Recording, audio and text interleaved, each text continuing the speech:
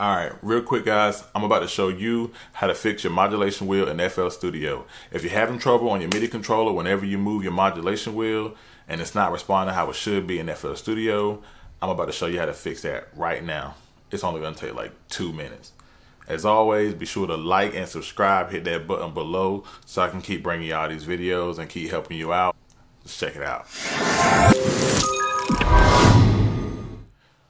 All right guys, so real quick today what I'm going to show you is how to fix the modulation wheel in FL Studio.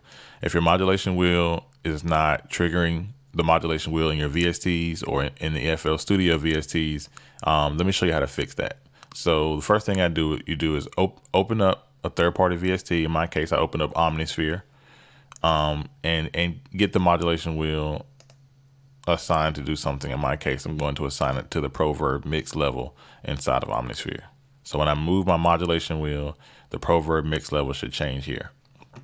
The second thing you want to do after you've opened up that third-party VST is open up the debugging log. Go to Options, Debugging Log, and then when you move your modulation wheel, you can see what it's doing and what FL Studio is seeing when you do that. All right, cool. So we see control change, modulation wheel not handled. That's not what you want to see. You want to see it handled by first chance. All right. So the way to fix that is this. You go over to your browser, go to current project, go to generators and go to that third party VST. In my case, that's Omnisphere. Open it up. You scroll down until you see Midi CC number 1. And that stands for continuous control. So Midi CC1, continuous control number 1, modulation wheel. Right click it, go to link to controller.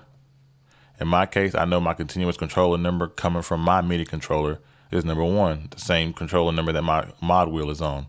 If you watch my previous video, I included my template for the Akai MPK Mini MK2 that sets this controller to continuous controller number 1. All right, so boom, set it to channel number 1, enable Omni mode, and remove conflicts should be disabled. Make sure that's disabled, accept, and we should be good.